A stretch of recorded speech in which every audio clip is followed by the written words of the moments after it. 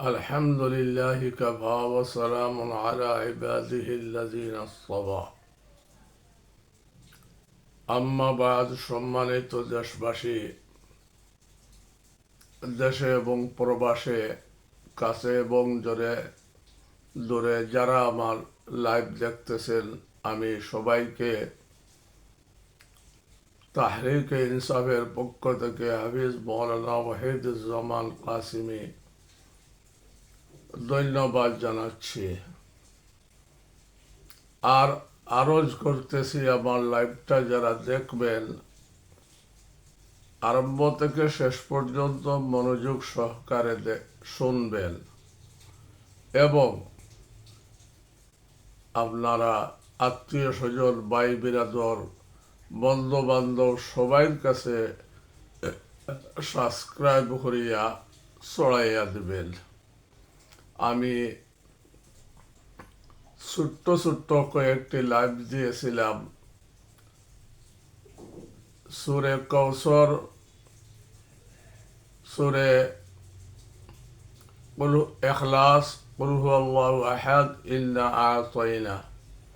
আপনারা মনোযোগ সহকারে দেখছেন, তার প্রমাণ আমার কাছে আছে। এরপরে খানা সংক্রান্ত, খানার শুরুতে দোয়া, খানার শেষে দোয়া, দাওয়াত খাওয়ার পরে দোয়া, এইরকম 3টা দোয়া দিয়েছিলাম। আমরা অনেক মানুষ, প্রায় 500-600 মানুষে দেখছেন। আমি যারাই দেখছেন সবাইকে ধন্যবাদ জানাচ্ছি। আমি যারা দেখছেন তাদেরকে অনুরোধ করতেছি, এইরকম মাঝে মধ্যে সুন্নতি যত আমল আছে এগুলো আপনাদের সামনে প্রকাশ করব, লাইভে বলবো। আপনারা সাবস্ক্রাইব করিয়া ছড়াইয়া দেবেন, এই আপনাদের কাছে আমার আরজ। 2 নম্বর আরজ সমন্বয়ক বীরেন্দ্রের কাছে এবং উপদেষ্টা বীরেন্দ্রের কাছে। আমি বিগত প্রায় 5 মাস আগ তাকিয়া বলতেছি যে 50,000 পুলিশ নতুনভাবে নিয়োগ দেওয়া হোক। কারণ যে পুলিশগুলা বর্তমানে আছে এরা প্রায় বিগত সরকারের গোপালগঞ্জের লোক। এই 50,000 লোকদেরকে 1 মাসের 1 সপ্তাহ অ্যাসল্ট রাইফেল এবং AK-47 রাইফেলের 1 সপ্তাহ ট্রেনিং দিয়া এদেরকে প্রতি জেলায়, প্রতি থানায় এবং প্রতি বিভাগে এদেরকে ছড়াইয়া দেন। আর এই 50,000 লোক আপনারা নিয়োগ দেন। ভালো দেশপ্রেমিক দেখিয়া আমি বলছিলাম যে কওমি মাদ্রাসা এবং আলিয়া মাদ্রাসা দেখিয়া অনেক ছাত্র প্রতি বৎসর আপনার হাজার ছাত্র বাইরে হইতেছেন। এদেরকে যারা ইন্টার পাস করিয়া কিংবা মাস্টার্স দিয়া বাইরে হইতেছেন, এদেরকে আপনারা আপনার বাছাই করিয়া নিয়োগ দেন। দেখবেন ইনশাআল্লাহ পুলিশের মধ্যে যে মনোবলতা হারিয়ে গেছে, এই মনোবলতা আবার ফিরিয়ে আসবে। আপনারা 1 সপ্তাহ ট্রেনিং দিয়া তাদেরকে মাঠে ছাড়িয়া দেন। কারণ আপনারা শুনছেন বেনজির যে শাপলা চত্বরের গণহত্যা করছে, গুম খুন করছে, সে বলছে যে আওয়ামী লীগ একত্রিত হোক। আমি 90% পুলিশের লোক আপনাদের আওয়ামী লীগের সাথে থাকবে। এরা আপনাদেরকে আপনার শেল্টার দিবে, আপনারা মজবুত হইয়া মাঠে নামেন। এই আওয়াজ দিছে বেনজির। আমি সরকার প্রধানকে জানাইতে চাই, বেনজির আছে সিঙ্গাপুরে।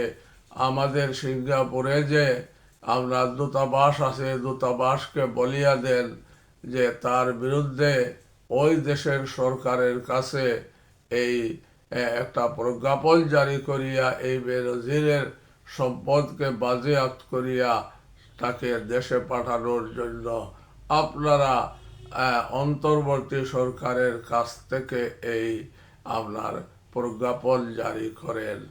কারণ সে যে একদিকে হাসিনা উস্কানি দিতেছে আর একদিকে বেনজির উস্কানি দিয়েছে, এটা আপনারা মানিয়ে নেবেন। এইটারে আপনার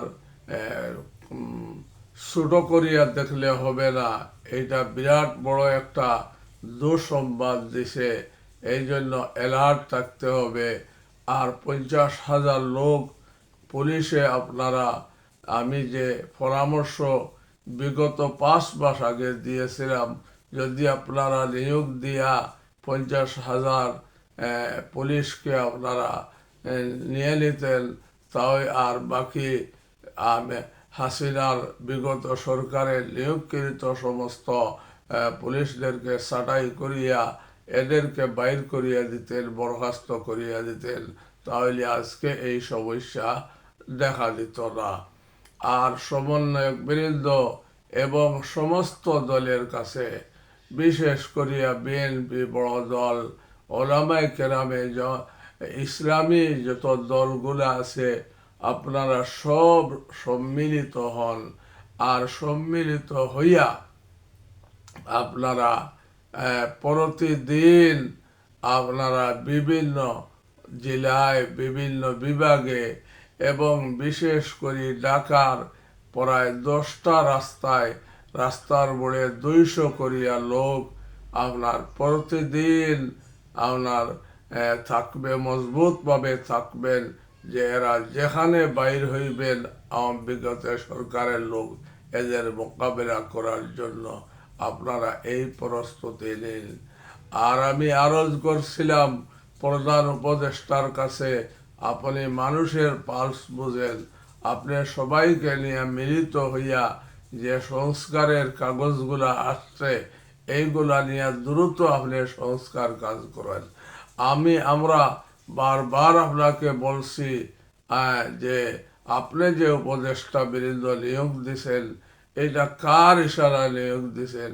আপনি ভালো লোক দেখিয়া, দেশপ্রেমিক লোক দেখিয়া, কর্নেল আব্দুল হক সাহেব, আমার দেশ প্রতিনিধি মাহমুদুর রহমান সাহেব, পিনাকি দাদা, এইরকম বিজ্ঞ লোককে, বিচক্ষণ লোককে আপনি দেখিয়া এখনো সময় আছে, আপনি উপদেষ্টা পদে নিয়োগ দেন। আর সবাইকে সম্মিলিত করিয়া আপনি আপনার সবাই পরামর্শ নিয়া আপনি এই সংস্কার কাজরে আপনার সম্মিলিত হইয়া প্রকাশ করুন। আর সংস্কার কাজ শেষ করিয়া আপনি বিচার কাজ এই মাসে বা আগামী মাসে আপনি সংস্কার কাজ সম্পন্ন করেন। আর আগামী মাসে আপনি যাদেরকে গ্রেফতার করছেন, খুনি ডাকাত, এদেরকে আপনি শাস্তির বিধান চালু করেন, শাস্তির আওতায় আনুন। বিচার কার্যালয়কে আপনি, আন্তর্জাতিক আদালতকে আপনি তাদেরকে শেল্টার দিয়া বলেন আপনারা দ্রুত এদের বিচার কাজ সম্পন্ন করেন। আর যারা এখনো লুকায়িত রয়েছে এদেরকে আপনার গতকালকে যে আপনার ক্লিন হার্ট, যৌথ বাহিনীর ক্লিন হার্ট আরম্ভ হয়েছে, এইটারে বাস্তবায়ন করিয়া যে যেখানে আপনার দোষী আপনার লুটেরা আছে, খুনি আছে, এই দেশকে ধ্বংসকারী আছে, আওয়ামী লীগের যে কোটি কোটি টাকা ব্যয় করতেছে এই সরকারকে ব্যর্থ করার জন্য, এদেরকে আপনারা চিহ্নিত করিয়া গ্রেফতার করুন।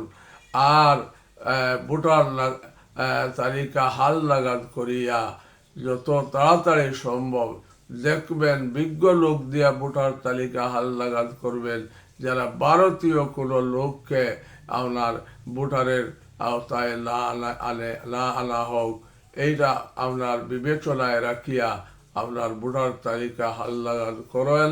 আর ডিসেম্বর কিংবা জানুয়ারিতে আপনারা ঘোষণা দিয়া দেন যে এর ভিতরে আপনারা বিচার কাজ সম্পন্ন করবেন, সংস্কার কাজ সম্পন্ন করবেন, পুলিশকে সাজাইবেন, সাজাইয়া এই 3-4টা কাজকে দ্রুত সম্পন্ন করিয়া আপনার নির্বাচনের রোড ম্যাপ ঘোষণা করিয়া নির্বাচনের প্রস্তুতি দেন।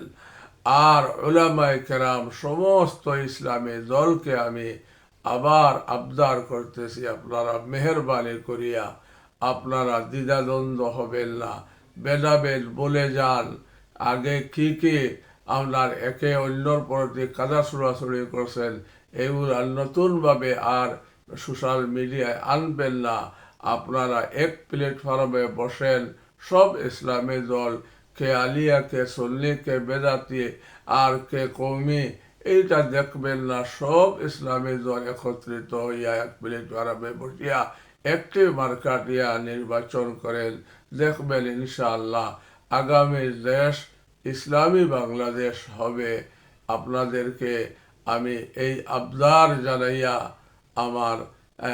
আবার আমি ডক্টর ইউনূস সাহেবকে বলছি, আপনি মেহরবানি করিয়া সবাইকে সম্মিলিত করুন, একত্রিত নিয়ে বসুন, আর তাদের সাথে পরামর্শ করিয়া দেশ কিভাবে শান্ত থাকে, দেশের মানুষ কিভাবে নিরাপদ থাকে, কোন পন্থা অবলম্বন করলে এই দেশ আপনার নিরাপদ থাকবে, আপনার নোবেলটা আপনার কাজে লাগবে, আপনার অন্তর্বর্তী সরকার ব্যর্থ হবে না, স্বার্থ হবে, দেশকে বাঁচাইবেন, দেশকে একটা মডেল রাষ্ট্র বানাইবেন, এই প্রত্যাশা নিয়া আপনি সবাইকে একত্রিত করিয়া সবাই সাথে পরামর্শ করিয়া দেশে চালানোর চেষ্টা করেন। এই আবদার আপনার খেদমতে রাখিয়া আমার লাইভ শেষ করতেছি। খুদা হাফিজ। আসসালামু আলাইকুম ওয়া রাহমাতুল্লাহ।